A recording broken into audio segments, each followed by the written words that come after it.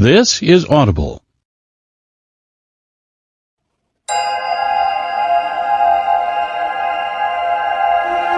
Penguin Random House Audio presents Alchemised by SenLinYu, narrated by Saskia Malaveld.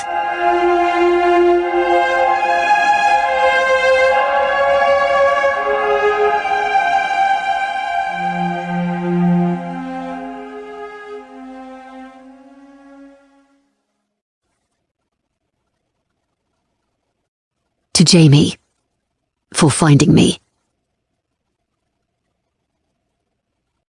Author's note. This is a work of fiction which explores many of the darker aspects of war and survival. Reader discretion is advised. For more details, please see the back of the book for content notes.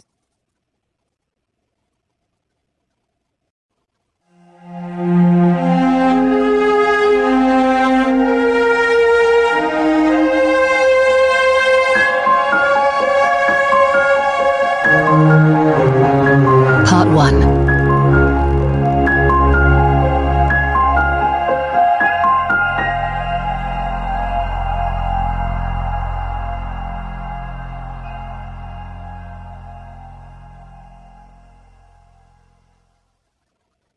Prologue. Helena wondered sometimes if she still had eyes. The darkness surrounding her never ended. She thought at first if she waited long enough, some glimmer of light would appear, or someone would come. Yet no matter how long she waited, there was nothing. Just endless dark. She had a body. She could feel it wrapped around her like a cage, but no amount of effort or determination could make it move. It floated inert and unresponsive, except when jerking violently as the surges hit, jolts of electricity tearing through her, beginning at the base of her neck and making every muscle in her body seize violently. As suddenly as they came, they'd be gone. They were her only sense of time. They were done to ensure her muscles couldn't deteriorate altogether while she was in stasis. Helena remembered that detail. Remembered that she'd been placed there as a prisoner, kept preserved. But someday, someone would come for her. At first, she'd counted the time in between surges to calculate their frequency. Second by second, 10,800. Every 3 hours without fail. Always the same. Then she'd counted the surges. But as the number grew and grew, she stopped, afraid to know. She forced herself to focus on other things, not the wait, not the endlessness, not the dark. She had to wait, so she gave herself a routine to keep her mind fresh. Imagined walks, cliffs and sky, visited all the places she'd ever wandered, all the books she'd read. She had to endure, to stay alert.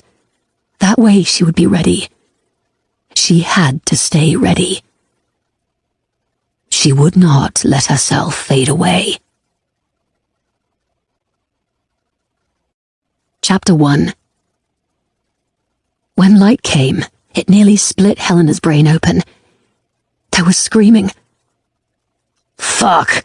How's this one awake?" A voice broke through the sensory agony. Light was stabbing her, a spike driven through her eyes, burrowing into her skull. Gods, her eyes! She writhed, the brightness blurred, careening. The burn of fluid rushed down her throat, a roar in her ears. Slick fingers dug into her arms, against bone, dragging her up. Air hit her lungs, sending them seizing as the fluid came back up. "Fuck this stasis gel, can't get a decent grip. Make her shut up. She's about to drown herself." Her head slammed into something as she was dropped. Rough stone tore her hands. She scrabbled blindly, trying to push herself up. Her eyes squeezed shut, but the light was still a knife in her skull. A hard object was ripped off the back of her neck, and something warm and wet ran across her skin. "How the fuck is she